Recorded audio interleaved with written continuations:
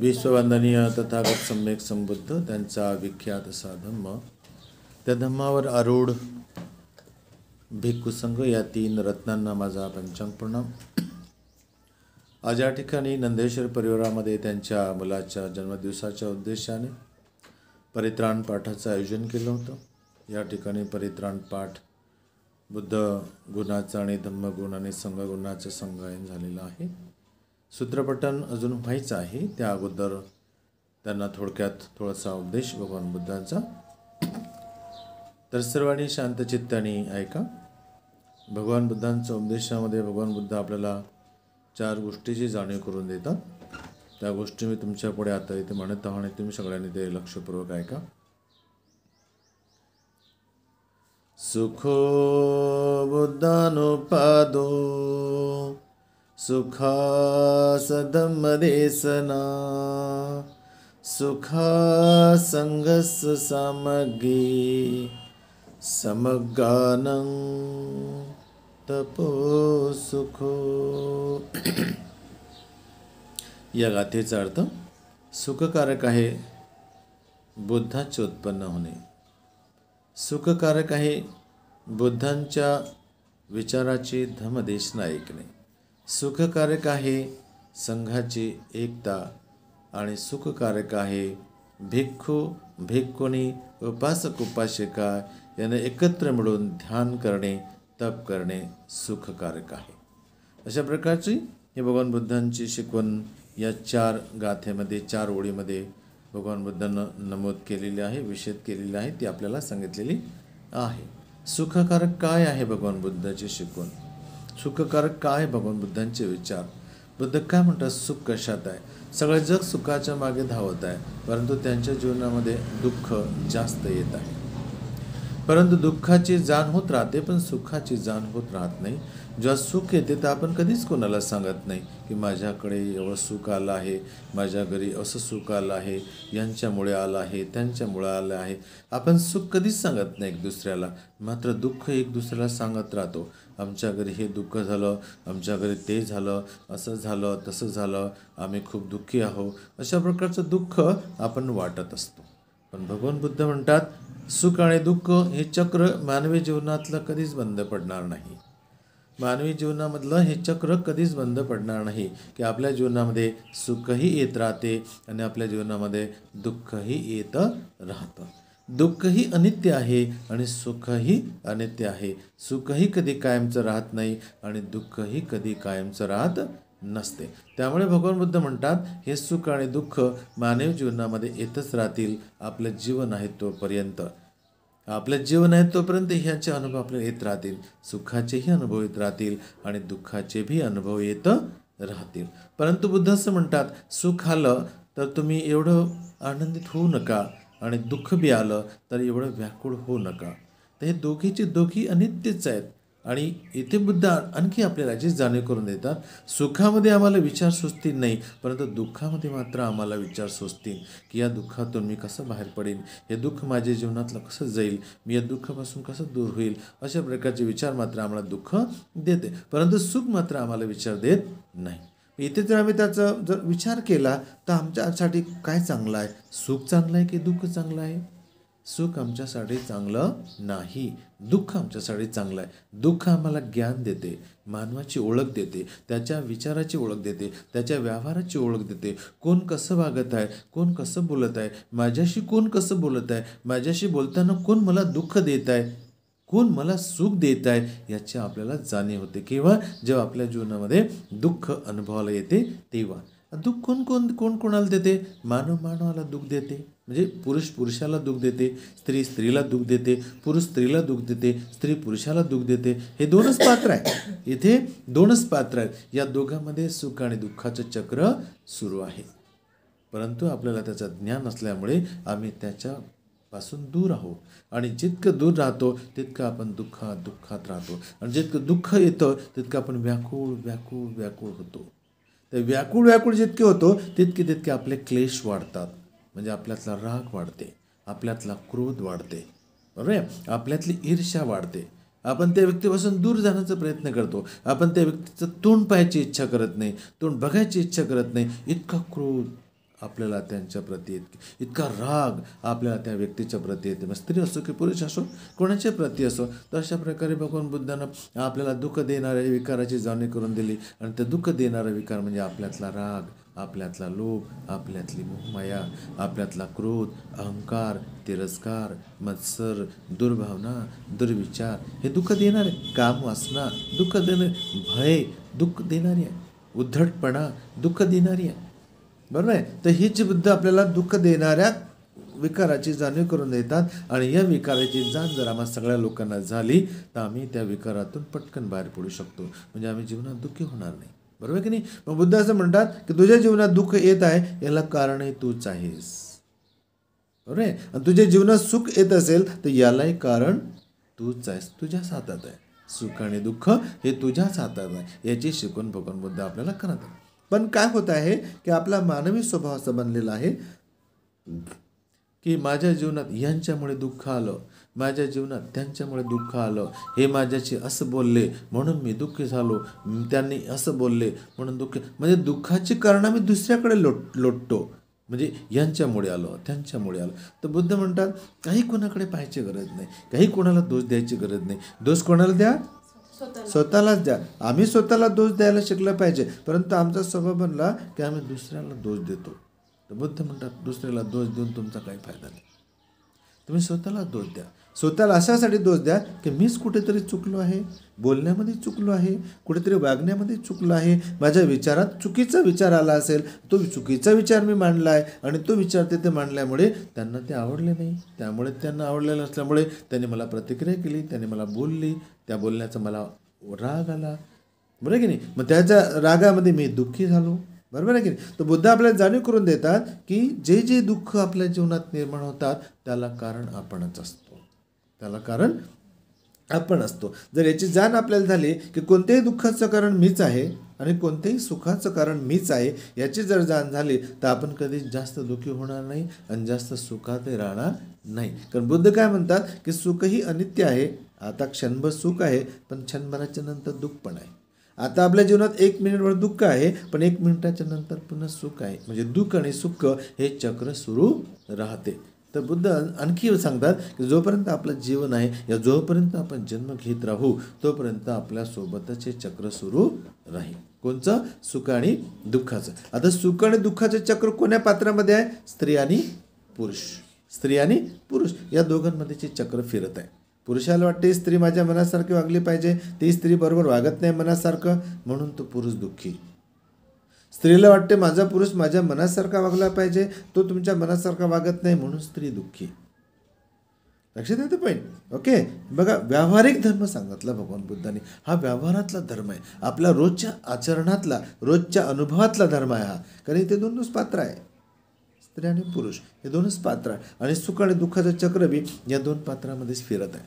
बरोबर की नाही. हे जे लहान लहान मुलं आमचे जन्माला आले, मुलं मुली, ते भविष्यात हेच आहेत. स्त्रीचं मुली पात्र आणि मुलांचं पुरुषाचं पात्र, हे पात्र 2च आहेत. पण हे पात्रांना आपलं दुःख का बरं निर्माण करतो याचीच जाण नसल्यामुळे ते पूर्णपणे जीवन दुःखाचं जगत राहतात. आणि मग जेव्हा जेव्हा दुःख येते तर आपण याला सांगतो, त्याला सांगतो, आईला सांगतो, बापाला सांगतो, बहिणीला सांगतो, मित्राला सांगतो, दुःख वाटत सुटतो आपण. तर बुद्ध म्हणतात दुःख वाटून फायदा नाही. कोणी कोणाचं दुःख नष्ट करू शकत नाही. भले तुम्हाला ते सल्ला देतील, मार्गदर्शन करतील, पण दुःख तर तुम्हाला भोगावं लागतं की नाही. दुःखाचे अनुभव तुम्हालाच भोगावं लागतात की नाही. तर बुद्ध सांगतात की दुःख जेव्हा आलं तर काही वाटायची गरज नाही. फक्त माझ्या जीवनात का आलं याचा शोध घ्या. हे मी आता दुःखी का झालो याचा शोध घ्या. या शोध घेतल्याच्या नंतर अरे मी असं असं बोलल्यामुळे आलं हे दुःख, अरे मी असे असे विचार मांडल्यामुळे आलं हे दुःख, याची जर जाण असेल तर आपण सजग झालो, आपण सावधान झालो. कशाच्या प्रती? बोलण्याच्या प्रती. कशाच्या प्रती? आपल्या व्यवहाराच्या प्रती. बरोबर की नाही. आपले जे व्यवहार होतात, वाणिज्य व्यवहार होतात, एक दुसऱ्याला बोलतो आपण, व्यवहारातून एक दुसऱ्याला एकमेकाचे विचार समजतात ना, बोलल्यामुळे समजतात ना. न बोललं तर काही समजणार नाही. बरोबर की नाही. मी बोललं कसं पाहिजे, मी कसा बोललो पाहिजे जेणेकरून समोरच्या व्यक्तीला माझ्या बोलण्याचा आशय समजेल, अर्थ समजेल, त्याला वाईट वाटणार नाही, या दुःखी होणार नाही. मग कोणाला दुःख होईल असं मी जर बोललोच नाही तर कोणाच्या जीवनात दुःख येणार नाही, ना माझ्या जीवनात येईल ना ज्याला मी बोलतो त्याच्या जीवनात येईल. याची जर जाण झाली आपल्याला की अरे मला दुःख आवडत नाही, तसं दुसऱ्याला बी दुःख आवडत नाही. जसं दुसऱ्याला दुःख आवडत नाही तसं दुःख मलाही आवडत नाही. जसं मला आवडत नाही तसं त्याला आवडत नाही, तर मी बी दुःखी होऊ नये आणि दुसऱ्याला बी दुःखी करू नये. किती सरळ सरळ सांगितलं भगवान बुद्धाने, किती सरळ सांगितलं. पण आता कसं असते, हा सरळपणा आमच्यामध्ये नसल्यामुळे, आम्हाला याचं जाण नसल्यामुळे आम्ही सतत दुःखाचं जीवन जगत राहतो. बरोबर आहे. मग त्या दुःखाचे कारण मग दुसऱ्याकडे देतो, यांच्यामुळे त्यांच्यामुळे असंच झालं तसंच झालं, ढमकं आपण दुसऱ्यांकडे दोष देतो. तर बुद्ध म्हणतात की आपण दुसऱ्याकडे बोट दाखवायची गरज नाही, आपल्याकडेच बोट दाखवायचं आहे की भाऊ तू आता याचे कारण, हे जे दुःख तुझ्या जीवनात आलं आहे याला कारण तूच आहे, तू दुसऱ्याला दोष देण्याची काहीही गरज नाही. म्हणजे त्याला लोकव्यवहार, माणसाची व्यवहार, स्त्रियांचे व्यवहार, पुरुषांचे व्यवहार, हे व्यावहारिक धर्म आहे. हा जोपर्यंत व्यवहारात उतरत नाही तोपर्यंत तुमच्या जीवनातले दुःख कमी होणार नाही. तोपर्यंत तुमच्या जीवनातले दुःख कमी होणार नाही. आता भविष्यात हे लेकरं लहानचे मोठे होतील, आता ते भले तुम्हाला काही दुःख देत नाही, पण भविष्यात ते मोठे होतील तर तुम्हाला अवश्य दुःख देतील. ते तुमच्या मनाचं ऐकतील नाही, तुमचं ऐकतील नाही. ते त्याला म्हटलं खेळायला जाऊ नको तर जाईलच. त्या पोरीला म्हटलं टी व्ही पाहू नको, मोबाईल पाहू नको, ते पोरगी पाहिनच. जेव्हा ते पाहतच राहील, अभ्यास करणार नाही, तर तेव्हा त्या आईला दुःख, तेव्हा त्या बापाला दुःख, त्या आजीला दुःख, परिवाराला दुःख, हे ऐकतच नाही.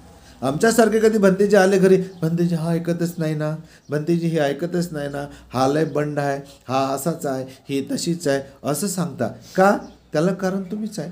कारण तुम्ही त्याच्यावर पहिल्या प्रकारपासून जर संस्कार दिले तर तो त्या संस्कारात वाढील. कारण आपण संस्कार देत नसल्यामुळे तो तसा वाढते. बरोबर आहे. मुलाबाळांचे पहिले शिक्षक कोण असतात? आईवडीलच असतात.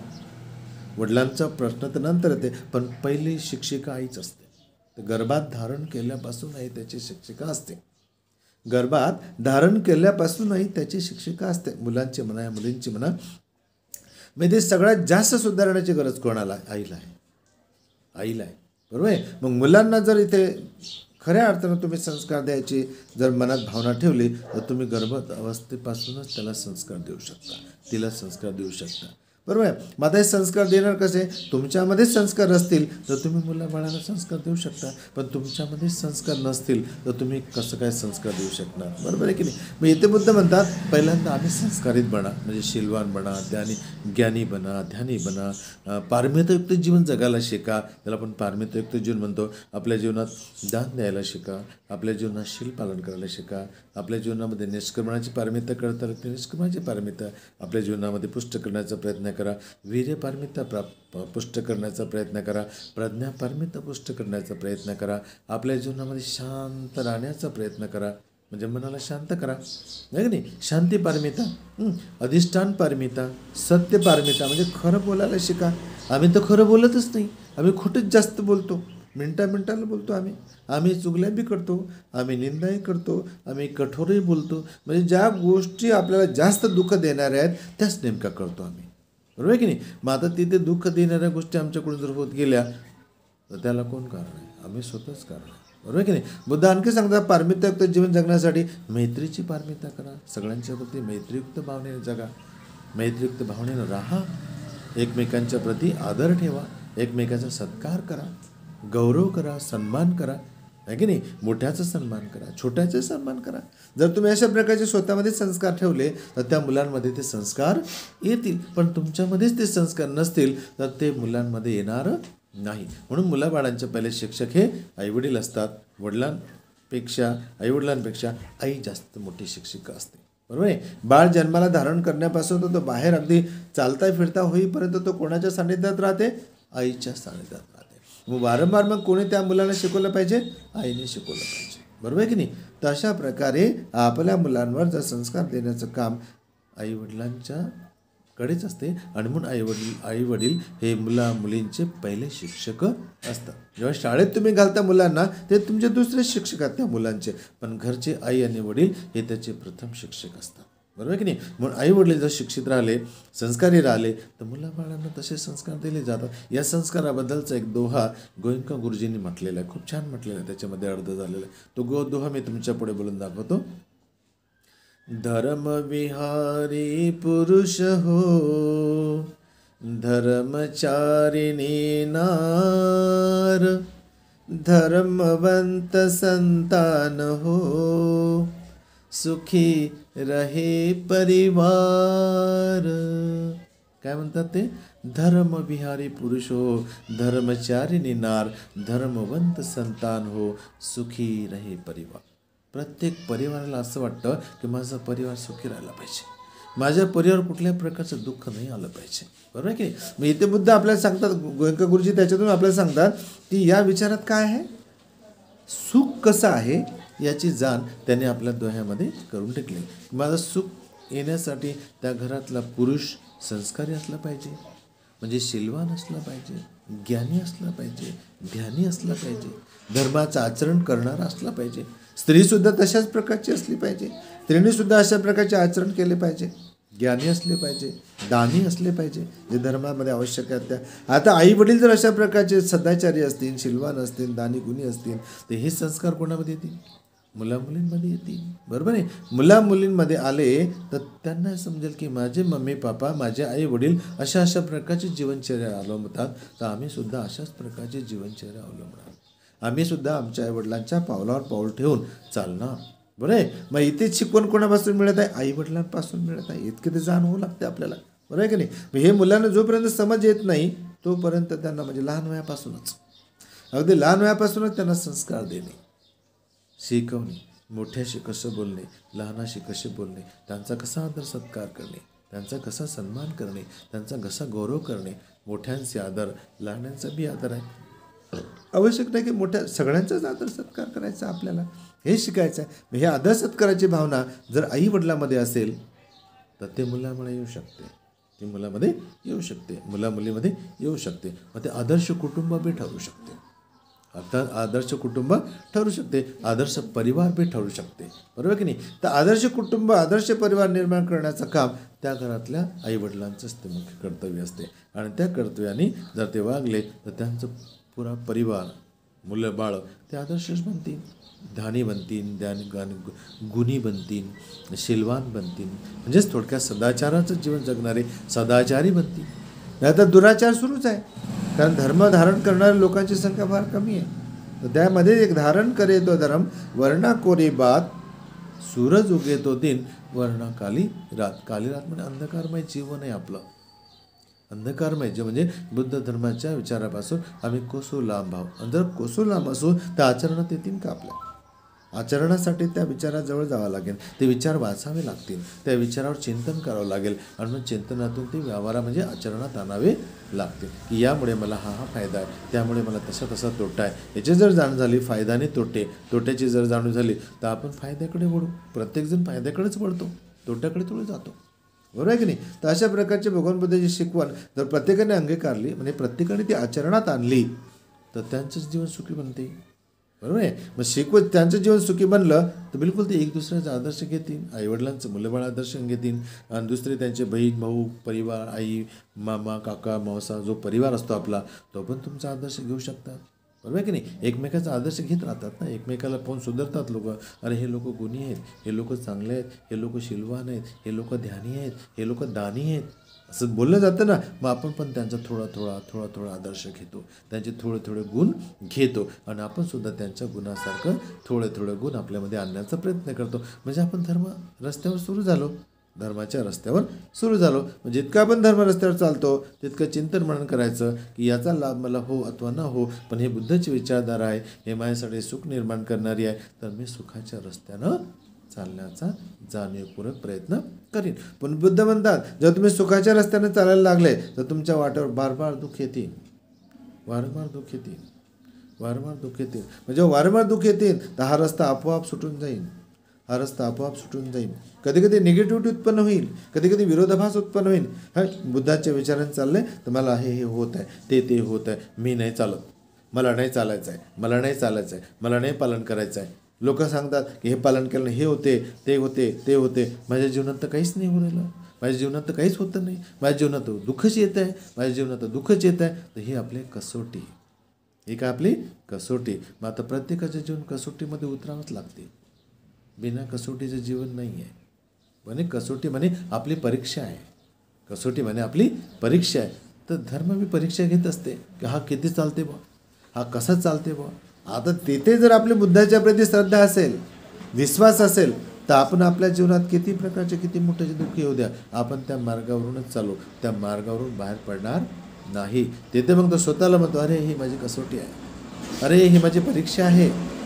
बरोबर आहे. तर मनात आलं, अरे भगवान बुद्ध माझी परीक्षा घेत आहे, भगवान बुद्धांचे विचार माझी परीक्षा घेत आहेत, मी सन्मार्गाने चालत आहे ना, मी सदाचाराच्या विचाराने चालत आहे ना.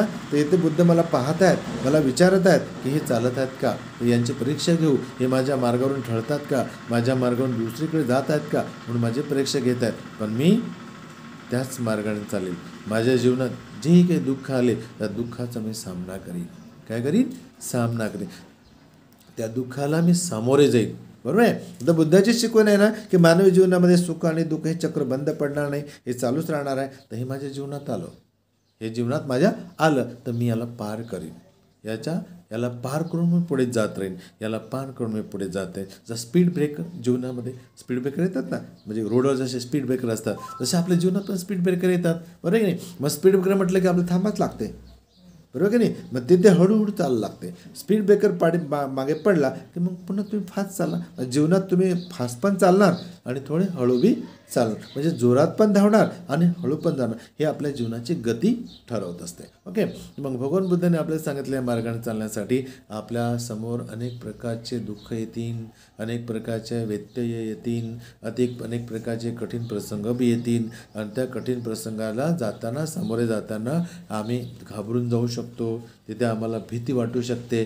तिथे भियायचं कारण नाही, भियायचं नाही, अजिबात भीती मनात ठेवायची नाही. अरे जे होत आहे ना, बस मी त्याला पाहतो, अरे जे होत आहे ना मी पाहतो. मी एकटाच आहे का याच्यातून जाणारा, मी एकटीच आहे का याच्यातून जाणारा. या संसारात किती लोक आहेत, हे कितीतरी लोक या संसारातले याच्यातून जात असतील, मी पण जात आहे, मला याचा अनुभव होत आहे. अरे हा मला अनुभव होत आहे, मी या अनुभवातून पुढे जाईल, मी अनुभवातून पुढे जाईल. जीवनामध्ये हेच तर आहे ना, प्रत्येक जीवनामध्ये काही गोष्टी घडतात आपल्यामध्ये, त्या प्रत्येक गोष्टीचा अनुभवच होते ना. अनुभवातून शिकतो, मग आपण अनुभवातून शिकतो. आणि जर आपले अनुभवच नाही आले तर आपल्याला काही शिकणार नाही. बरोबर आहे. आणि म्हणून जीवनामध्ये दुःख हे आलेच पाहिजे, जीवनामध्ये दुःख हे आलेच पाहिजे. कारण दुःख आपल्याला शिकवते, दुःख आपल्याला शिकवते, दुःख आपल्याला बुद्धीला ताण देते, अरे विचार करायला लावते. दुःख आपल्याला विचार करायला लावते, सुख आपल्याला विचार करायला नाही लावत, दुःख मात्र विचार करायला लावते. बरोबर आहे. मग बुद्धाने आपल्या दुःखाची व्याख्या सांगितलेली आहे की मनुष्य जीवन जितके जीवन आहे ते जन्माला आलेलं आहे ते सर्व आपण दुःखी आहोत, दुःखी आहोत. कोणाला कोणतं कारण आहे दुःखाचं, कोणाला कोणतं कारण आहे, पण कोणी ना कोणी कोणत्या ना कोणत्या छोट्या मोठ्या कारणात दुःखी आहेतच. असं कोणीच नाही की प्राणी दुःखी आहेत, पक्षी दुःखी आहेत, जे जे जीवसत्व इथे जन्माला आले ते सगळे जीवसत्व दुःखीच आहेत. बरोबर आहे की नाही. तर जेव्हा जेव्हा आपण पण जीव प्राणी आहोत, जे सत्वामध्ये येतो आपण, तर मग माझ्या जीवनात जेव्हा जेव्हा दुःख येते तर मी व्याकुळ व्हायचं नाही, मी घाबरायचं नाही, मला भ्यायचं कारण काहीच नाही.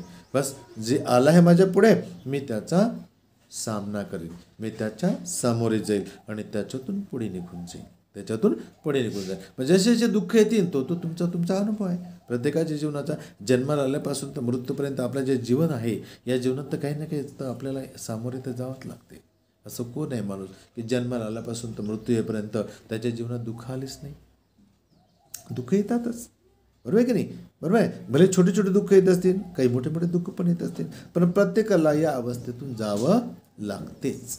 बरोबर की नाही. काही काही लोक त्या दुःखाला घाबरतात आणि पटकन मरून बी जातात. मध्यंतरी कोरोना येऊन गेला, लोक घाबरले. जे हलक्या मनाचे लोक होते, कमजोर मनाचे लोक होते, ते पटापटा मेले. नावच काढलं की मेले.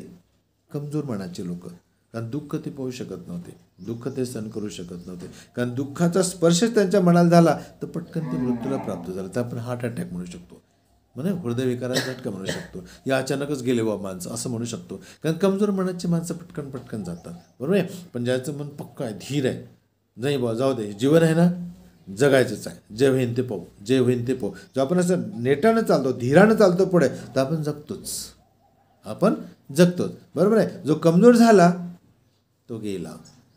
ज्याचं मन कमजोर आहे ते लवकर बी जातात. लाखो करोडो लोक मेले, कमजोर मनाचे लोक मेले. एका दिवशी किती शेकडो मेले, हजारो मेले कमजोर मनाचे लोकच मेले. पण ज्याचं मन धीर आहे, धट आहे, अरे वा पाहू, जे आलं ते पाहू. मृत्यूलाही पावले एक वेळेस काय आहे, तर मरणाला पावले काय होतात. बुद्धस्त म्हणतात तर जाती जरा व्याधी मरण, जन्माला येणे, म्हातारपण येणे, आजारपण येणे, मरणे. ठीक आहे, मरण येणार असेल तेही पाहून घेऊ कसं येतं. तर म्हणजे काय, मरणाचा सामना करतो आपण. येत आहे ना, ठीक आहे, आलं तर पाहून घेऊ. येत आहे ना, ठीक आहे, आलं ते पाहून घेऊ. म्हणजे आपण त्याचा कोणाचा सामना करतो, मरणाचा. आणि मरण कोणाला आवडत नाही. मरण कोणाला आवडते का, कोणालाच नाही आवडत. जगणे आवडते पण मरण आवडत नाही, बरोबर की नाही. पण तुम्हाला आम्हाला किती जरी नाही आवडतं म्हटलं तरी पण मरावंच लागेल, तरी पण मरावंच लागेल. आम्हाला वाटलं की नाही मला मरायचं नाही, पण मरण येणारच, बरोबर आहे. तर बुद्ध म्हणतात मरणाला घाबरायचं नाही, अजिबात नाही. का घाबरायचं नाही, ही अवस्था इथे आहे आणि लगेच ही शरीर सोडलं की लगेच दुसरं शरीर भेटच राहते.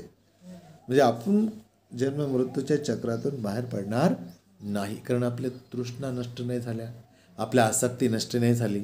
आपल्या तृष्णा आसक्ती नष्ट नाही झाल्यामुळे आपण पुन्हा पुन्हा इथे जन्म घेत राहू.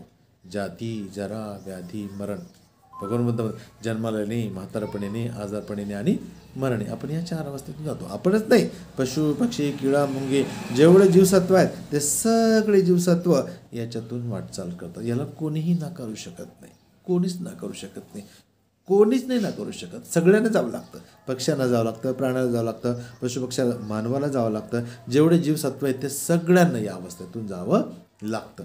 बुद्ध काय खोटं सांगतात का? मग जन्माला येणे दुःख आहे, म्हातारपण येणे दुःख आहे, आजारपण येणे दुःख आहे आणि मरणे त्यापेक्षा मोठं दुःख आहे. कारण कोणालाच मराचं वाटत नाही. म्हणजे दुःखाची जाणीव करून दिली भगवान बुद्धांना आपल्याला. ओके, मग इथे दुःखाची जाणीव करून दिली तर आपण त्या दुःखाचा बार बार सामना करायला शिकलं पाहिजे. आणि दुःख आलं तर खचून जायचं नाही, धीर, मनाला धीर द्यायचा आहे, धीट व्हायचं आहे. तर ठीक आहे, हे बी पाहतो, म्हणजे आपल्या मनाला आपण काय देतो, हिंमत देतो, त्याला बल देतो, बरोबर आहे की नाही. एक दिवस तर मरायचंच आहे, पण आता येणार असेल तर येऊ दे बा, त्याचा सामना करू. इथे बुद्धाने आपल्या ज्या गोष्टी जाणीव करून दिली यावर तुम्ही वारंवार चिंतन करा. जन्माला येणे, म्हातारपण येणे, आजारपण येणे आणि मरणे, बरोबर आहे. ही बुद्धाने सांगितली जाणं. दुसरं, जन्माला येणे दुःख आहे, म्हातारपण येणे दुःख आहे, आजारपण येणे दुःख आहे आणि मरण येणे दुःख आहे. पाठच करून ठेवा. जेव्हा तुम्ही पाठ करून ठेवाल तर तुमच्या मनातली मरणाबद्दलची जी भीती आहे ते हळूहळू काय होईल, कमी होऊ शकते, बरोबर आहे की नाही.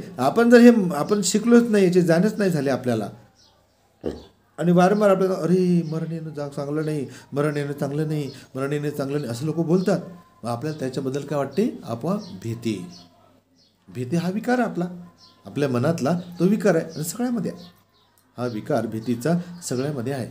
आपल्या सगळ्यांना भय वाटते, आपल्या सगळ्यांना राग येते, आपल्या सगळ्यामध्ये लोभ आहे, आपल्या सगळ्यामध्ये मोहमाया आहे, आपल्या सगळ्यांमध्ये क्रोध आहे, अहंकार आहे, तिरस्कार आहे, मत्सर आहे, दुर्भावना आहे, दुर्विचार आहे, कामवासना आहे, भय आहे, उद्धटपणा आहे, कितीतरी विकार आहे आपल्यामध्ये. आपण सगळे विकारानं भरलेले लोक आहोत. जितकेही विकार आपल्यामध्ये आहेत तितकं आपण दुःखी.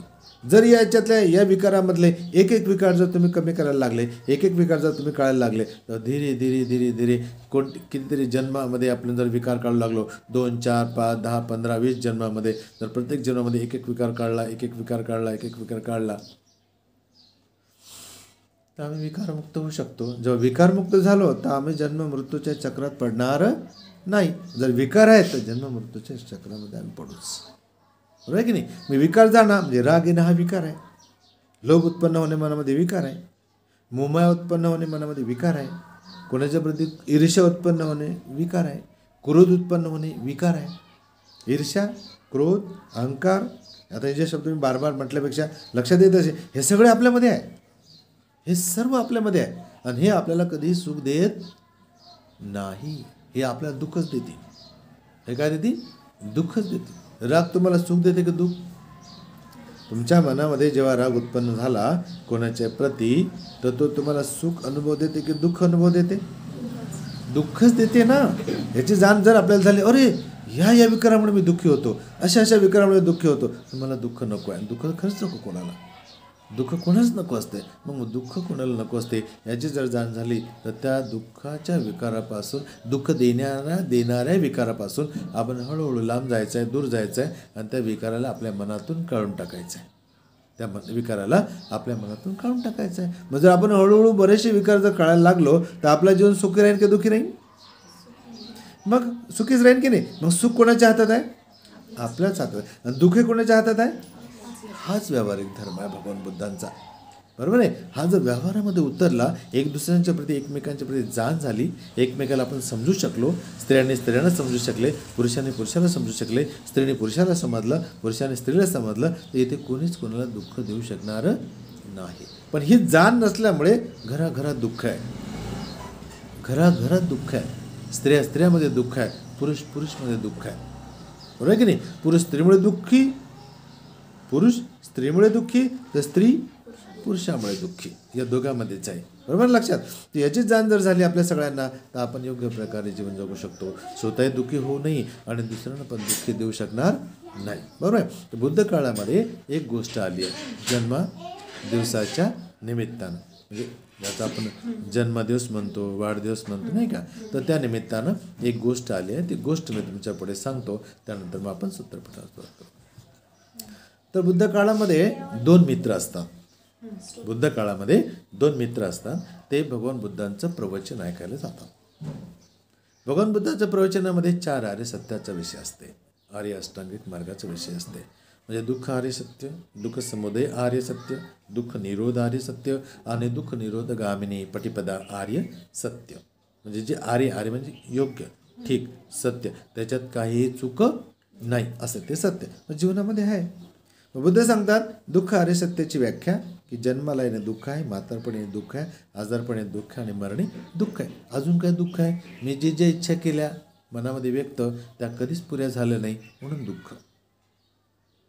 ज्या इच्छा मी मनामध्ये आणल्या की मला हे पाहिजे, ते पाहिजे, हे करायचं आहे, ते करायचं आहे, ते आपल्याकडून होत नाही. मग तेव्हा ते होत नसल्यामुळे आपण होतो दुःखी.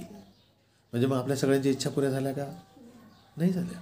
आपल्या कोणाच्या इच्छा पुऱ्या नाही झाल्या, ते इच्छा पुऱ्या होत नसल्यामुळे आम्ही दुःखी. एवढे पण सगळ्याला माहीत आहे. ओके. आपले जे प्रिय लोक असतात, प्रिय लोक जेव्हा ते आपल्याला सोडून जातात, तेव्हा आपल्याला काय वाटते? दुःख.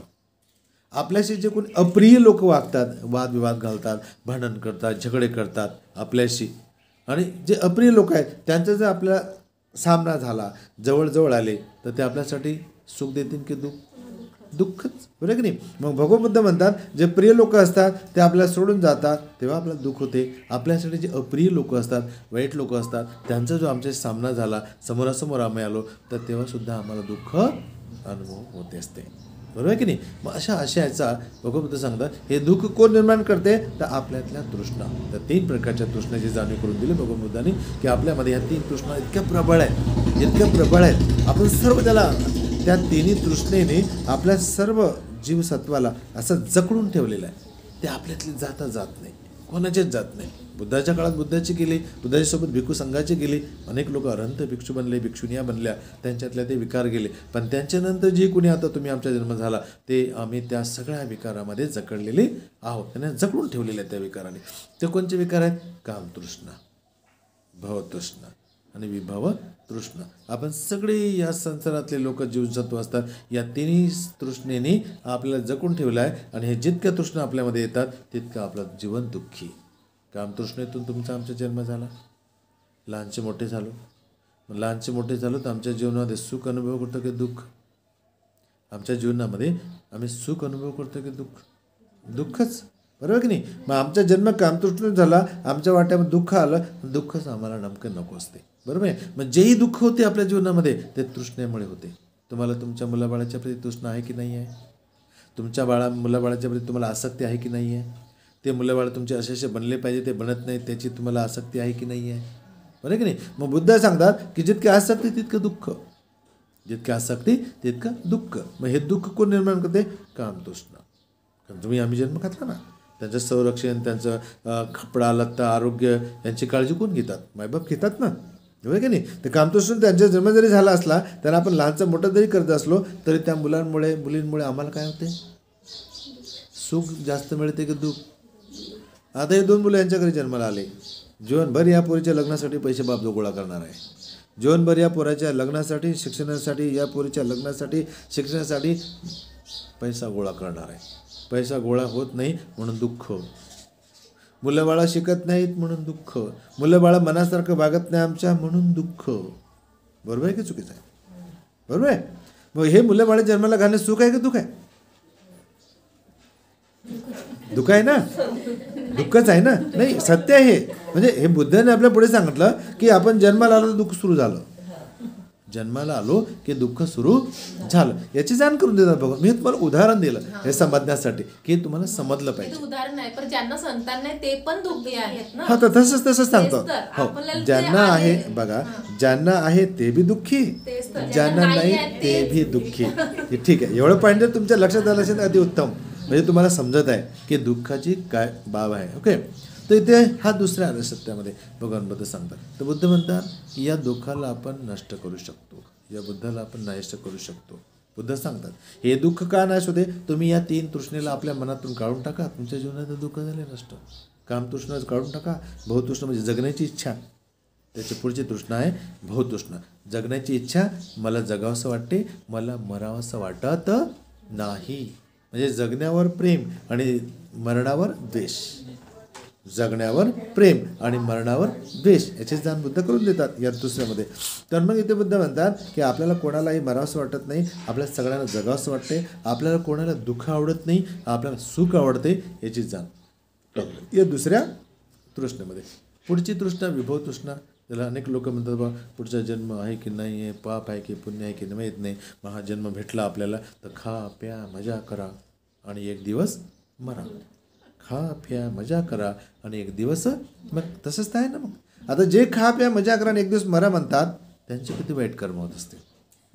मनासारखं जगू राहिले, मनासारखं बोलू राहिले, मनासारखे वाद घालू राहिले, मग किती कर्म झाले? पाण्याचे कर्म, कायेचे कर्म, मनाचे कर्म, वाईट बनले ना कर्म.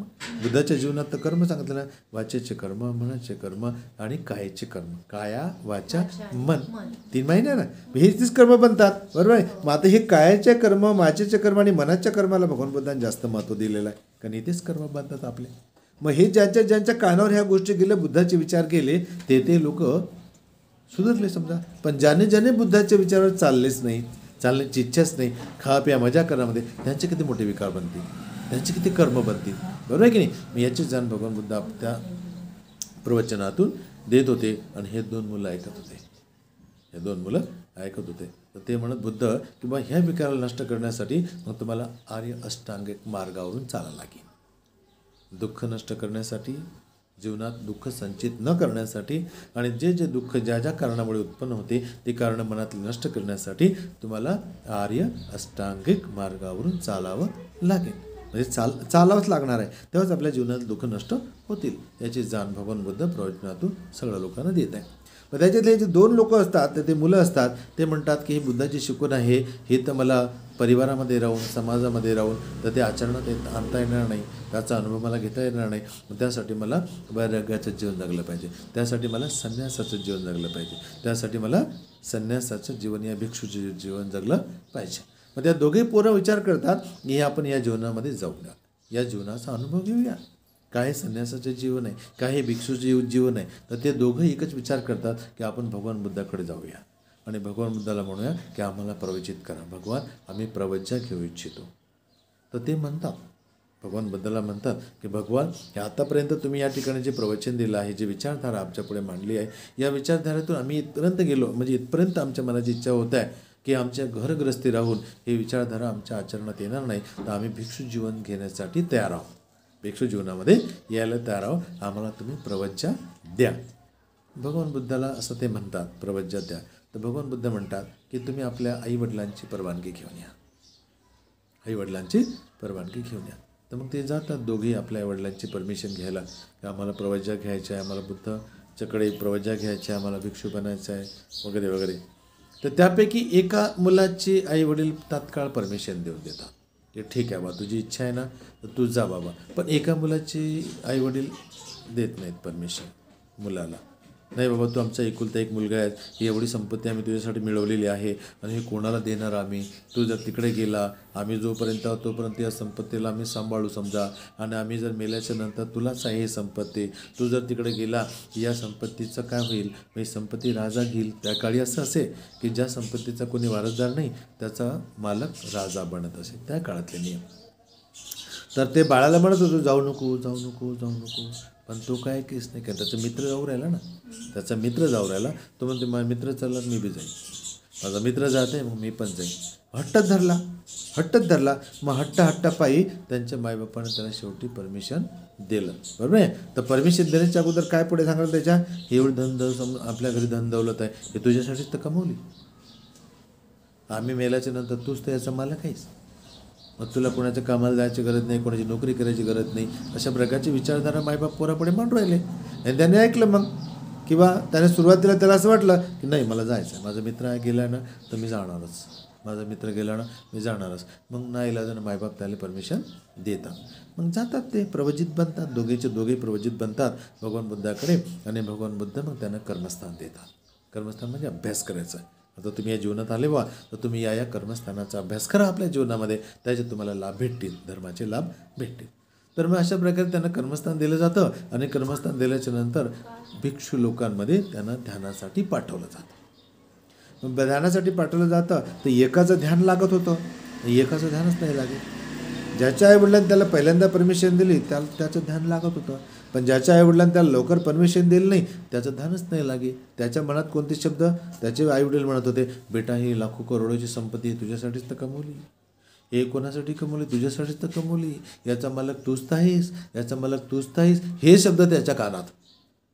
हे जे कर्मस्थान दिलं ध्यानाचं तिकडे नाही, शब्द कोणते, माझे मायबाप असे म्हणत होते हे सगळं तुझंच आहे, आम्ही गेल्याच्या नंतर तुझंच आहे, आणि जर तू नसला तर आम्ही मेल्याच्या नंतर ही संपत्ती राजा घेईन, राजाचा अधिकार बनीन. मग हे शब्द त्याच्या कानामध्ये. मग तो कशाला अभ्यास करते, त्याचं लक्ष कुठे गेलं तर खरी, पण लक्ष लागतच नव्हतं लक्ष. मग दिवसामागून दिवस जातात. त्याचा जो मित्र असते तो धर्मलाभी बनून जाते, श्रोतापन्न सकृतागामी अनागामी अनंत जीवनमुक्त बनते. त्याचा मित्र तो चालला आपल्या मार्गाने चालला, पद्धतशीर जे मार्ग त्याला शिकवले त्या मार्गाने तो चालायला लागला. पण हा भटकला. याच्या मनात काय राहिलं, संपत्ती, धन दौलत, पैसा हे त्याच्या मनात आलं. आणि त्याच्या मनात काहीच नाही, धन नाही, दौलत नाही, संपत्ती नाही, काहीच नाही, बस चालायचं आहे. बुद्धाने जे कर्मस्थान दिलं आहे त्या कर्मस्थानाने पुढे घेत जात गेला, तो जीवनमुक्त झाला. याचं मन लागे नाही, त्याचं मन लागत आहे. एक दिवस काय झालं की याला असं वाटतं की आता आपलं मन रमत नाही, आपण चालू जाऊ वापस घराकडे चालू जाऊ. मग तिथे काय होते, ते तो आपल्या मित्राकडे जाते आणि मग म्हणते मित्रा माझं मन रमत नाही आहे, मला असं इच्छा होतं की मी घरी जावं, माझ्या आईवडिलाकडे जावं, माझे मित्रमैत्रिणीकडे जावं, असं तो मित्राला सांगते. आता तो मुक्त झालेला असते त्याचा मित्र, तो म्हणते तुला जे वाटते ते कर बाबा, मी तुला काय बोलू शकत नाही. मग काय होते की तो चिवर टाकते आणि घरी येते. मग घरी आल्याच्या नंतर त्याचे मायबाप लय आनंदी, आमच्या संपत्तीचा वारस आला, आनंदी मायबाप आनंदी झाले.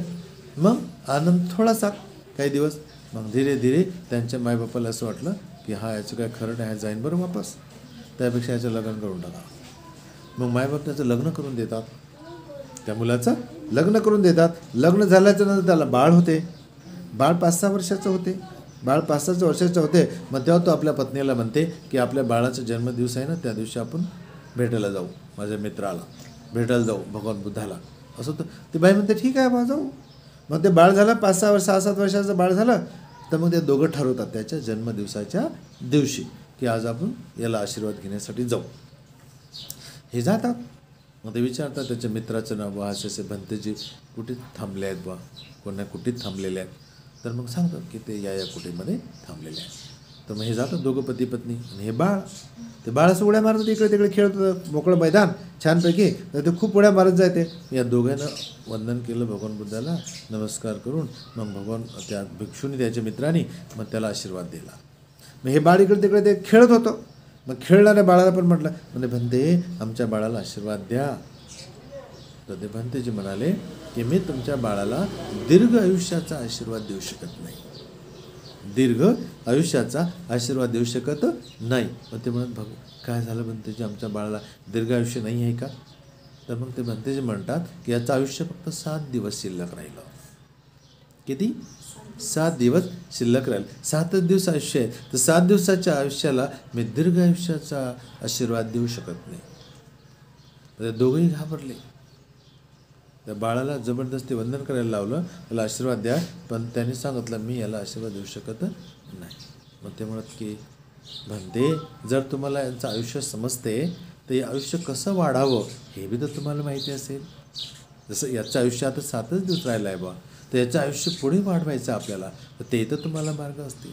जर याचा मृत्यू तुम्हाला समजते तर तो जिवंत कसा राहील हे बी तर तुम्हाला माहिती असेल ना भगवान. अशा प्रकारचे जिज्ञासू प्रश्न त्यांनी विचारले त्या भंतेजींना. तर ते भंतेजी म्हणाले की याचे उत्तरं तुम्हाला फक्त भगवान बुद्धच देऊ शकतात, याची उत्तरं फक्त तुम्हाला भगवान बुद्धच देऊ शकतात.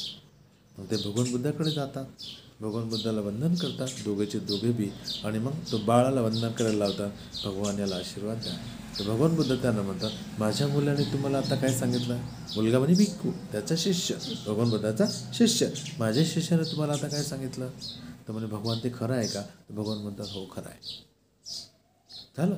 मग ते म्हणत भगवान आता याच्यातून त्याची सुटका कशी केली पाहिजे, त्याला जीवदान भेटलं पाहिजे, त्याला आयुष्य मिळालं पाहिजे, तो जगला पाहिजे, अशी आमची इच्छा आहे भगवान. हा तो आमचा एकुलता एक मुलगा आहे भगवान, त्याला वाचवा. तर मग भगवान बुद्ध म्हणतात की एक मार्ग आहे, एक मार्ग आहे, त्या मार्गाचा अवलंब करा. मग भगवान बुद्धाला ते भगवान तुम्ही सांगा, आम्ही काय पण करायला तयार आहोत, तुम्ही सांगा.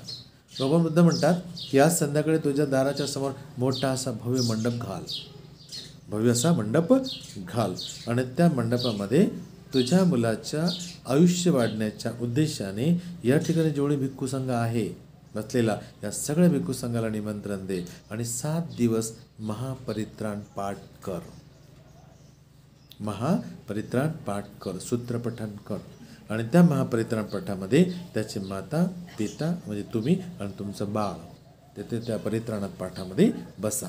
पण 7 दिवस जेव्हा भिक्षू त्या ठिकाणी सूत्रपठण करतील नॉनस्टॉप, रात्रंदिवस, रात्रंदिवस म्हणजेच खंड नाही, तर रात्रंदिवस जेव्हा भिक्षू त्या ठिकाणी सूत्रपठण करतील, परित्राण पाठ करतील, महापरित्राण पाठ करतील, तर त्यांच्या जेवणाची व्यवस्था कर, त्यांची सुरक्षेची व्यवस्था कर, त्यांच्या ज्या गरजा आहेत त्या पूर्ण करण्याचा प्रयत्न कर, असं भगवान बुद्ध त्यांना सांगतात. मग ते म्हणतात भगवान आम्ही सगळंच करू, तुम्ही सांगितलं तसंच करू. मग जाता जाता सगळ्या भिक्षू लोकांना निमंत्रण देतात, आपल्या घरी जाते, भव्य असा मंडप उभारते, आणि त्या मंडपात भिक्खू संघाला बसण्याची व्यवस्था करते, खानपाण्याची व्यवस्था करते, त्यांची राहण्याची व्यवस्था करते, आणि मग परित्राण पाठ सुरू होऊन जाते. त्या परित्राण पाठामध्ये रात्रंदिवस 7 दिवस नॉनस्टॉप सूत्रपठण म्हटलं जाते, आणि त्या सूत्रपठणामध्ये ते माता पिता आणि ते बाळ तिघेजण बसतात, आणि 7व्या दिवशी भगवान बुद्ध येतात. 7व्या दिवशी त्या ठिकाणी भगवान बुद्ध येतात, आणि भगवान बुद्ध मग शेवटच्या दिवशी आल्यामुळे भगवान बुद्धाचं तिथे प्रवचन होत असते. त्या प्रवचन ऐकण्यासाठी बुद्धाच्या शिकवण्यामध्ये अनेक देवता येतात, अनेक उपासक येतात, अनेक उपासिका येतात, मोठ्या संख्येनं लाखोच्या संख्येनं देवता येतात. तर अशा प्रकारे तिथे लाखोच्या संख्येनं लोक जमा झाले, आणि त्या लोकांमध्ये तो मार आला, घेऊन जाणारा मार शब्द आला, त्याला मार शब्द आला. बुद्धाच्या काळामध्ये त्याला मार शब्द म्हणायचे. मग तो मार आला, आणि तो मग बुद्ध आणि माराची नजर झाली. बुद्ध म्हणे अरे हा आला, ठीक आहे आला. तर बुद्धाने मग त्याला मार्गदर्शन केलं, कोणाले? त्या माराले. तर बुद्ध म्हणजे सर्वज्ञ ना, सगळ्या गोष्टी म्हणजे जे काही आहेत, जे कोणी इथे निर्माण झाले, नावारूपाला आले, देवाच्या नावानं अमक्या नावानं का ढमक्या, जे कोणी त्याच्यापेक्षा श्रेष्ठ बुद्ध, त्यांच्यापेक्षा श्रेष्ठ बुद्ध सगळ्यांना जाणत होते. मग सर्वज्ञ होते ना, भूतकाळ जाणणारी, भविष्यकाळ जाणणारी आणि वर्तमान काळ जाणणारे, तिन्ही काळ जाणणारे. मग तिन्ही काळ जाणणारे होते, त्यांना सर्वज्ञ म्हटलं जाते. मग या येते काळामध्ये हा भूतकाळात कोण होता, आता वर्तमानात कोणी जाणार आहे, हा भविष्यात वर्तमान काय करत आहे, भविष्यात काय होणार आहे, काय बनणार, याची पुरी जाणीव कोणाला? भगवान बुद्धाला. मग त्यामुळे तिथे जे लोक आले होते तर त्याचं पुरा भूतकाळ, वर्तमान काळ, भविष्यकाळ बुद्ध जाणतच होते. मग भगवान बुद्धाने त्या माराला मार्गदर्शन केलं, त्यालाच तिथे मग भगवान बुद्धाला तोच दिसे, बाकी लोक नाही दिसत, त्यालाच मार्गदर्शन करायचं आहे. अशा प्रकारे त्याला मार्गदर्शन केलं आणि तो इतका तल्लीन झाला, मार्गदर्शन ऐकण्यामध्ये इतका तल्लीन झाला की तिथं तो ज्याला घ्यायला आला होता तो विसरला, तिथं विसरून गेला. मग 5 वाजता न्यायचं आहे, 6 वाजता न्यायचं आहे, 7 वाजता न्यायचं आहे, 8 वाजले, 9 वाजले, 10 वाजले, 11 वाजले, 12 वाजले, तरी वेळ त्याची निघून गेली. आणि वेळ निघून गेली तर त्या बाळाला तो नेऊ शकला नाही. कारण का नेऊ शकला नाही? की त्याच्या जीवनामध्ये पुण्य झालं ना, त्याच्या जीवनातलं पुण्य संपलं होतं ना. मार्थ हे समजण्यासाठी आहे, पण त्याच्या जीवनातलं पुण्य संपलं होतं ना. आणि पुण्य त्याच्या जीवनात संपादन करण्यासाठी माता पित्याला ज्या प्रकारे ते पुण्यकर्म करायला सांगितलं होतं, त्याच्या उद्देशानं 7 दिवस महापरित्राण पाठ ठेवा. माता पित्याला सांगितलं होतं ना, भिक्खू संघाला बोलवा, भिक्खू संघाचं भोजनाची व्यवस्था करा, भिक्खू संघा त्याकडे सूत्रपठण करतील, महापरित्राण पाठ करतील. त्याचं पुण्य झालं ना त्याच्या जीवनामध्ये, त्या मुलाच्या जीवनामध्ये, त्यांच्या जीवनामध्ये. मग ते पुण्य एवढं झालं की त्याला 120 वर्षाचं आयुष्य मिळालं. किती? 120 वर्षाचं आयुष्य मिळालं. मग तिथे त्याला भगवंतानं म्हटलं, त्याला एक गाथा म्हटली की तू आता आयुवर्धन म्हणणं, म्हणजे तुला आयुष्य खूप मिळालं, तू 120 वर्ष जिवंत राहशील इतकं. आता तुला मदत कुणीही काही करू शकणार नाही. ओके. मग तिथे भगवान बुद्धांनी त्याला अशा प्रकारचा उपदेश केला. तो बाळ तिथे वाचला गेला, मार तिथून निघून गेला, सगळे लोक निघून गेले. आणि इथे बुद्धांनी त्यांना प्रवचन केल्यामुळे ते पण पुण्यलाभी बनले, देवलोक पुण्यलाभी बनले. जेवढे उपासक उपासिका तिथे आल्या होत्या ते सुद्धा पुण्यलाभी बनाले. बरोबर आहे. आणि जो मार आला होता त्याला बुद्धाने उपदेशच केला, तर तोही पुण्यलाभीच बनला त्याच्या जीवनामध्ये. त्यानं ऐकत बसला, तो एकाग्र चित्तानं ऐकत बसला ना. बरोबर आहे. मग अशा प्रकारे भगवान बुद्धाच्या प्रत्येक विचारामध्ये पुण्याचीच भाषा आहे, पुण्यकर्म करण्याचीच भाषा आहे, म्हणजे सत्कर्म करण्याचे विचार आहे. पण आपण जर बुद्धाच्या विचारांना चालायला लागलो तर आपल्या जीवनात पुण्यच होत राहील. बरोबर की नाही. पण आपण जर बुद्धाच्या विचारांना चालत नाही राहिलो तर आपल्या जीवनात पापच होईल. ओके. तर बुद्धाने आपल्याला पाप पुण्याची जाणीव पण करून दिलेली आहे. पाप पुण्याची जाणीव कोणती करून दिली आहे? सब पापस्य अकरणं कुशलस्य उपसंपदा सचित्त परियोदपणं एतं बुद्धान सासनं. हे तुम्ही कितीदा ऐकलं असेल. बरोबर आहे की नाही. मग सब पापस्य अकरणं म्हणजे काय बा? की ज्याला तुम्ही पाप म्हणता ते कोणतेच पाप तुम्ही करू नका. अर्थात सब पापस्य अकरणं म्हणजे करू नका. कुशलस्य उपसंपदा, कुशलस्य म्हणजे पुण्यकर्म करा, कुशल कर्म करा, चांगले कर्म करा, वाईट कर्म करू नका. मग कुशल कर्म करा, कुशल कर्म करा म्हणजे पुण्यकर्म करा. बरं आहे. एका बाजून बुद्ध म्हणतात पापकर्म करू नका, पुण्यकर्म करा. 2 गोष्टी झाल्या. मग हे दोन्ही गोष्टी करायच्या असतील तर समज आली पाहिजे, ज्ञान आलं पाहिजे, ज्ञान आलं पाहिजे. मग सचित्त परियोदपणं म्हणजे तुमच्या खोल अंतर्मनापर्यंत तुमचं मन शुद्ध असलं पाहिजे, ते निर्मळ असलं पाहिजे, ते पवित्र असलं पाहिजे. तर मग पाप टाळलं जाईल आणि पुण्य ते केलं जाईल. पापाची जाणीव होत राहील म्हणजे आपण पाप करणार नाही, पुण्याची जाणीव होत राहील मग आपण आपल्या जीवनामध्ये पुण्यकर्म करत राहू. मग बुद्ध पण आपलं काय सांगतात? पापाला टाळा, पुण्याला करा, पुण्यकर्म करत राहा, पापकर्म करू नका. पण आपल्याकडून कळतपणे नकळतपणे होतही असतील. वाणीचे दुष्कर्म होतात, कायाचे होतात, मनाचे होतच राहत असतात. तर तिथे आपल्याला सजग आणि सावधान जितकं राहता प्रत्येक विचाराच्या प्रती, प्रत्येक बोलण्याच्या प्रती जर आपण सावध राहू तर आपले कर्म नाही बनते. अरे हे वाईट आहे, हे बोलायचं नाही, माझ्या मनात आलं होतं पण हे मला बोलायचं नाही बाबा, थांबा, स्टॉप करा. तिथे स्टॉप केलं जो शब्द बाहेर पडणारा असते समोरच्याचं मन दुखवणारा, तो थांब बोलला तो थांबलाच काम. बरं आहे. आपण होशमध्ये नसतो तर आपण बोलून मी जाऊ शकतो. कधी कधी बेहोशीत जीवन जगतो. सगळे संसारातले लोक होशमध्ये जीवन जगतात की बेहोशीत जीवन जगतात? संसारामध्ये जे लोक जन्माला आले होशमध्ये जास्त जीवन जगतात की बेहोशीचं जीवन जगतात?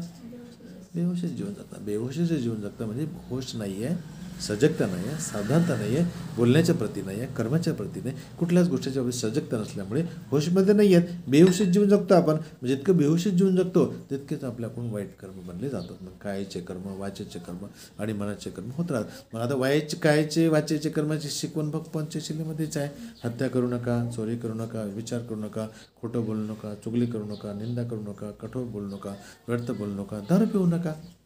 ह्या गोष्टी भगवान बुद्धांनी सांगितल्या. जर तुम्ही आपल्या जीवनामध्ये फक्त पंचशीलच आचरणात आणलं आणि त्याचं वारंवार त्याचं चिंतन मनन करत राहिलं तुम्ही की माझ्या जीवनात मला पंचशील आणायचं आहे, पंचशीलाचे विचार आणायचे आहे, ते मला आचरणात आणायचं आहे. मी याच्या विरुद्ध जीवन जगणार नाही, याच्या विरुद्ध मी कुठलंच कर्म करणार नाही. मी हत्या करणार नाही, हत्येचा विचार मनात आणणार नाही. मी चोरी करणार नाही, चोरीचा विचार माझ्या मनात आणणार नाही. मी विचार करणार नाही, व्यभिचाराचा विचार माझ्या मनात आणणार नाही. मी खोटं बोलणार नाही, खोटं बोलण्याचा विचार मनात आणणार नाही. मी चुगली करणार नाही, चुगली करण्याचा विचार मनात आणणार नाही. मी निंदा करणार नाही, निंदा करण्याचा विचार माझ्या मनात आणणार नाही. व्यर्थ बोलणार नाही, व्यर्थ बोलण्याचा विचार माझ्या मनात आणणार नाही. मी दारू पिणार नाही, मी दारू पिण्याचा विचार माझ्या मनात आणणार नाही. तंबाखू, खर्रा, गुटखा सगळं त्या नशेमध्येच येते. त्या सगळ्या गोष्टीपासून मी दूर राहील. असं जर आम्ही विचार केला आणि त्या पद्धतीने जीवन जगत राहिलो तर आपलं जीवन तर चांगलंच आहे ना. मग आपल्याकडून चांगलेच कर्म होत राहतील ना. बरोबर आहे की नाही? आपल्याकडून वाईट थोडे कर्म होत राहतील. बरोबर आहे. मी याच्यासोबत अजून एक विचार आपल्या मनात आहे, मैत्रीचा विचार आणायचा आहे. कोणता? मैत्री. आम्ही सगळ्यांच्या प्रती मैत्री करायची आहे, सर्वांच्या प्रती, सर्व जीवसत्वांच्या प्रती. भगवान बुद्ध मैत्री करायचे, वारंवार करायचे. भगवान बुद्धाच्या वाणीवर एक शब्द वारंवार असायचा त्या काळी, आपल्या साहित्यामध्ये आलेलाच आहे तो. भगवान बुद्ध मैत्री करताना एक शब्द पाठ असायचा, तुम्ही पण पाठ करून ठेवा, सगळ्यांनी पाठ करा. 2-3 शब्द आहेत फक्त, ते सदा कदा बोलत राहा. तुम्ही सदा कदा बोलत राहा. तो शब्द आहे सभ्ये सत्ता सुखी होंतु. सभ्ये सत्ता सुखी होंतु. जेव्हा सर्व सत्व सुखी हो, त्या सत्वामध्ये आपण मी आलो स्वतः. बरोबर की नाही? माझे सत्व कोणते आले? 2 पायाचे, 4 पायाचे, अनेक पायाचे, बिना पायाचे, दिसणारे, न दिसणारे, जवळचे, लांबचे, लहान असतील, मोठे असतील, ज्याने गर्भात धारण केलं असेल, गर्भात असेल या गर्भाच्या बाहेर आला असेल, असे सगळेचे सगळे जीवसत्व सुखी हो, सगळ्यांचं मंगल हो, सगळ्यांचं कल्याण हो, ही भावना आपल्या मनामध्ये आली पाहिजे. आता ही भावना करताना आपल्यापुढे एखादा प्राणी आणा, अरे काय याचे काय कर्म असतील रे की हा या जीवनात गेला, हा किती दुःखी आहे. एखादा गाई म्हैस आणा आपल्या पुढे, कुत्रा कुत्री आणा, मांजर आणा, काय काय कर्म असतील यांचे, हे मांजरीच्या जीवनात गेले, काय कर्म असतील यांचे, हे कुत्र्याच्या जन्मात गेले, काय कर्म असतील यांचे, हे गाईच्या जन्मात गेले, बैलाच्या म्हशीच्या जन्मात गेले, वाघाच्या जन्मात गेले, सिंहाच्या जन्मात गेले, हत्तीच्या जन्मात गेले, मोराच्या जन्मात गेले, हरणाच्या जन्मात, कुठल्या ते जन्म आहे ना, आहे की नाही? काय कर्म असतील बरं यांचे की यांना हे जीवन मिळालं. हे जीवन सुखी नाही आहे, हे जीवन दुःखी आहे. आज मी मानव असल्यामुळे हा विचार करू शकतो, पण ते विचार नाही करू शकत, त्यांना एवढी शक्ती नाही आहे. तर मला जर तसं जीवन मिळालं तर काय होईल, मला जर तसं जीवन मिळालं तर काय होईल. तर मला तसं जीवन नको, मला तसं जीवन नको. पण जे कोणी असे जन्म धारण करून आहेत त्या सगळ्यांच्या जीवनात सुख हो, ज्या जन्मात जे जे कोणी आले त्या सगळ्यांचं मंगल हो, त्या सगळ्यांचं कल्याण हो, त्या सर्वांची स्वस्ती मुक्ती हो. ते सगळे एकमेकांची गुण्यागोविंदाने राहोत, कोणी कोणाच्या प्रति वैरत्वाची भावना न ठेवो, सगळे कसे मैत्रीच्या चित्ताने राहोत, सगळे कसे सुखाने राहोत. अशा प्रकारची मंगल भावना आपण आपल्या मनात आणली पाहिजे. पक्ष्याचं जीवन बघा, ऊन पार एवढंसं छोटंसं पोट आहे त्याचं, पण किती वनवन फिरावं लागते. पावसाळ्यामध्ये त्यांना किती तकलीफ होत असते, ते कुठे राहत असतील. हवा जेव्हा मोठे मोठ्याने येत राहते त्यांना काय ते झोप नाही बिचारायला. हा विचार आपल्या पुढे म्हणा आणि मग पहा त्याचे काय कर्म असतील की तो तिकडे गेला. बरोबर आहे. आता हे कर्माचे कर्मातूनच तिकडे जातात, कर्मातूनच तिकडे जातात. मग याचं जीवन किती दुःखी असेल बरं, दुःखी आहेच. मग मला जर तसा जन्म मिळाला तर मग मी किती दुःखी होईल. तर मला नको, मला मानवी जीवन हवं आहे, मला मानवी जीवन पाहिजे, मला मनुष्याचे जीवन पाहिजे. ही भावना आपल्या मनात वारंवार करायची आहे. म्हणून सगळ्यांच्या प्रती सभ्ये सत्ता सुखी होंतु, सभ्ये सत्ता सुखी होंतु. म्हणजे अशा प्रकारचं वारंवार म्हणत राहा, बोलत राहा. रस्त्यानं आपण एकटे चाललो तरी म्हणत राहा, आपण घरी एकटेच आहो म्हणत राहा, म्हणत राहा. बरं की नाही? जेव्हा जेव्हा तुम्ही एकटे असता, भले तर पण एकापेक्षा अनेक लोक आहोत तर आपण कुठल्या तरी विचारात राहतो, बोलत राहतो एकमेकांना. त्यावेळेस ही नसते, पण तेव्हा आपण म्हटलंय मनातल्या मनात बी की बा आपण आम्ही जेवढे इथे बसलो आहे बा हे सगळे सुखी राहू, सगळ्यांचं मंगल हो, सगळ्यांचं कल्याण हो. ही जर भावना आपल्या मनात आली, वाईट नाही आहे, पुण्यच आहे. पुण्य काय? बुद्ध म्हणतात की या पृथ्वीवर किती जीवसत्व असतील, अनगिनत आहे, अनगिनत आहेत. त्याची गिनती नाही केली जात. आता मानव लोकांची गिनती केली जाते फक्त, बाकीच्याची गिनती केली जाते का? मुंगी आहे, माकोडे, मुंगीच्या किती जाती आहेत, प्राणी किती आहेत, पक्षी किती जातीचे आहेत, अनेक जीव आहेत. बरोबर की नाही? मग जेवढी पृथ्वी आहे तिथे हे असतील की नसतील?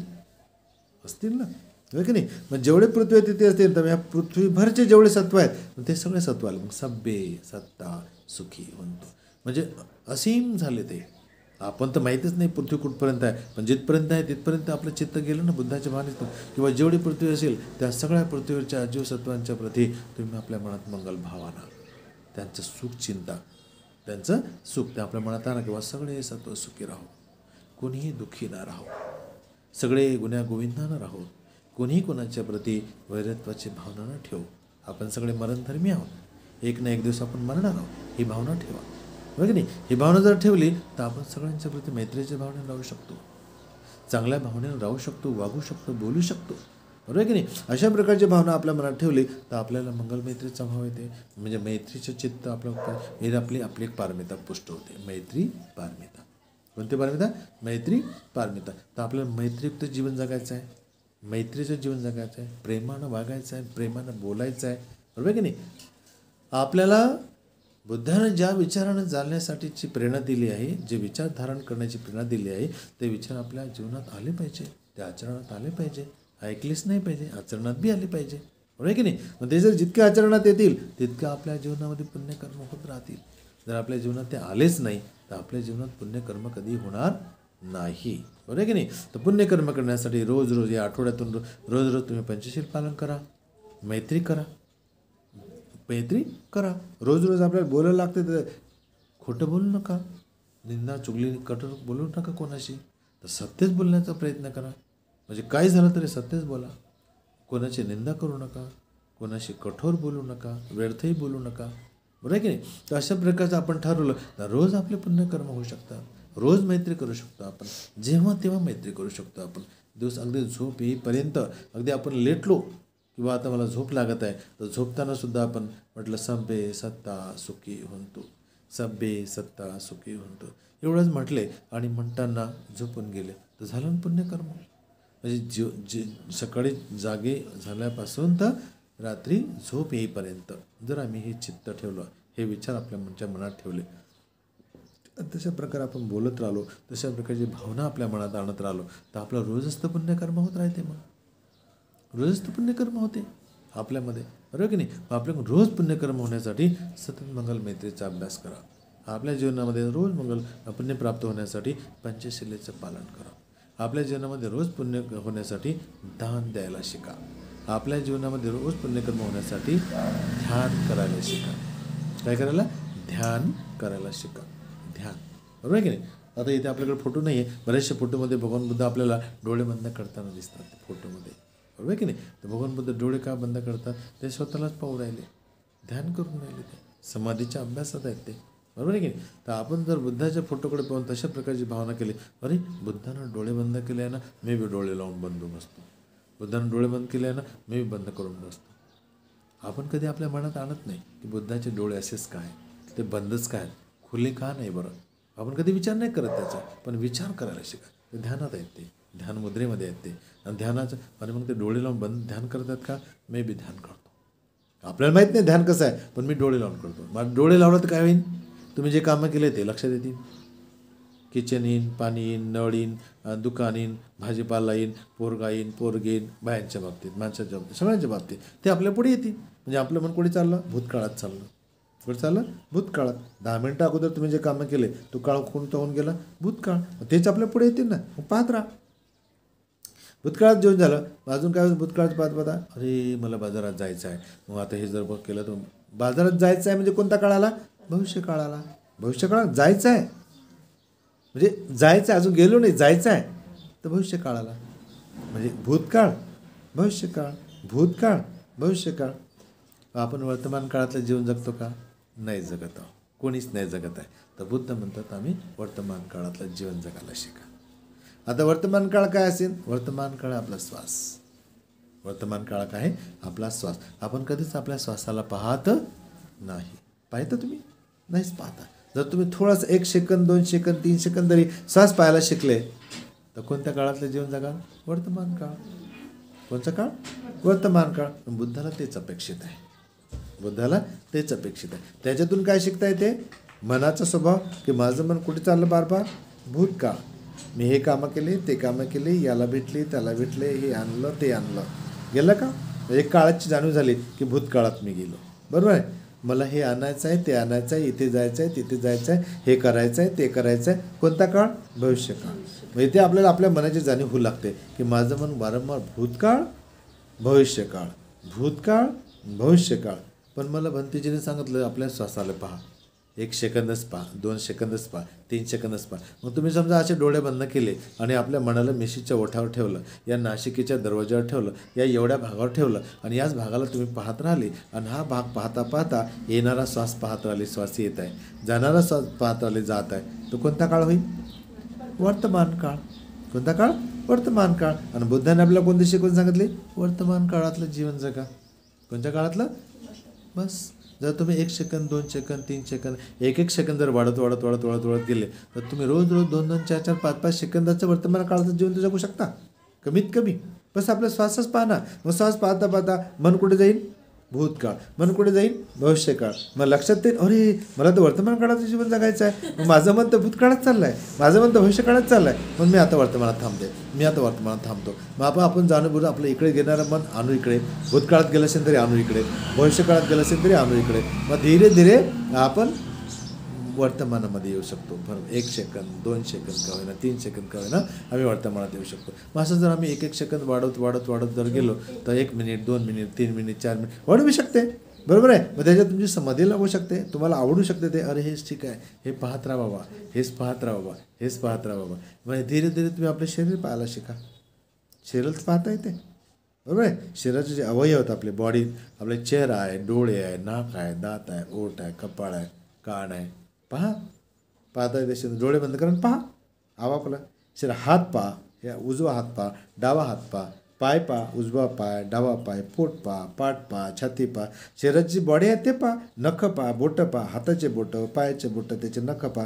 हे तर बॉडी पाहू शकतो आपण. बरोबर आहे. कसे? डोळे बंद करून. डोळे बंद करून तुम्ही पाहायला शिका. तर मग तुम्ही कोण्या काळातलं जीवन जगाल? वर्तमान काळ. कोणत्या काळातलं? वर्तमान काळ. बुद्धाला तेच अपेक्षित आहे. मग आपल्याला जर आपल्या मनाला आपण वारंवार ही सवय लावली वर्तमान काळाची तर बारबार आपलं मन कुठे राहील? मग वर्तमानातच राहील. बुद्धाला काय अपेक्षित आहे? वर्तमान काळ. बस वर्तमान काळातलं जीवन ही खरी शिकवण आहे. याने काय होते की आपण कसे आहोत, मी काय करत आहो, मी काय करायला पाहिजे, माझे काय कर्म आहेत, मी कोणते कर्म करायला पाहिजे, आपलंच मन आपल्याला सांगते, आपलंच मन आपल्याला शिकवते. आपले सगळे कर्म आपल्या पुढे येतात ना. भूतकाळातले आपले कर्म आपल्या पुढे येतात. जर तुम्ही कोणाशी भांडले, झगडले, मारामारी झाली, त्याचे पुढे घडली ना गोष्ट ती भविष्यातले भूतकाळातले, तर भूतकाळ आपल्या पुढे मनात येत राहते बार बार. भूतकाळ, भविष्यकाळ, भूतकाळ, भविष्यकाळ. मग एखादी गोष्ट आपल्या जीवनात भूतकाळात घडली, अरे ते चांगली नव्हते लेख पण माझ्याकडून घडून गेली, अरे ते वाईट होते लेख ते माझ्याकडून घडून गेले. मग ते सजगता येते, आपल्याला सावधानता येते आपल्याला. पण हळूहळू मग आपल्यामध्ये सावधानता आली की आपलं जीवन जगणं आलं. मग हेच तर पाहिजे. मग ही जर जीवन जगण्याची कला तुम्हाला प्राप्त झाली तर खऱ्या अर्थानं मानव, अन्यथा मानव बनू शकत नाही. बरोबर की नाही? तर मानवाची व्याख्या भगवंतांनी म्हटली, मनुष्याची व्याख्या भगवंतांनी म्हटली, ज्याच्या मनात ते राग, लोभ, क्रोध, अहंकार, तिरस्कार, मत्सर, दुर्भावना नष्ट झाली त्यालाच मी मानव म्हणू शकतो. ईर्ष्या केली, वाद विवाद, झगडे, भांडण, झगडा मनातले सगळे निघून गेले, कोणाशी तो वादविवाद घालत नाही, भांडण झगडे करत नाही, त्याला मी मनुष्य म्हणतो. जो सर्व प्राण्यांच्या प्रती मैत्री करतो, मग त्याच्याप्रती दयाभाव ठेवतो, त्यालाच मी मनुष्य म्हणतो. आता कोणाला कोणाच्या प्रती दयाभाव आहे का? कोणाच्या प्रती मैत्री आहे का? काहीच नाही. सगळे आपापल्या तालात जगू राहिले, सगळे आपापल्यात चालू राहिले. तर हे तालाचं जीवन बुद्धाला अपेक्षित नाही. तर तुम्ही स्वतःचं रक्षण करा, स्वतःला पहा, आपल्या व्यवहाराला पहा, आपल्या विचाराला पहा, त्या विचाराचे परिणाम माझ्या जीवनात काय येतात त्याला पहा. तर तुम्ही खऱ्या अर्थानं मानवी जीवनामध्ये सक्सेस झाले, या मानवी जीवन प्राप्त झालं. अशा प्रकारची भगवान बुद्धाची शिकवण आहे. हे मी या ठिकाणी तुमच्याकडे मांडली. तुम्ही ती शांतचेतना ऐकली. या ठिकाणी मी थांबतो. तुमच्या सर्वांच्या प्रती मंगलकामना व्यक्त करतो. सर्व दुःखातून, भयातून, रोगातून मुक्त हो. सर्वांचं मंगल हो, सर्वांचं कल्याण हो, सर्वांची स्वस्ति मुक्ती हो. भवतु सबमंगलं, भवतु सबमंगलं, भवतु सबमंगलं. म्हणा साधू साधू सा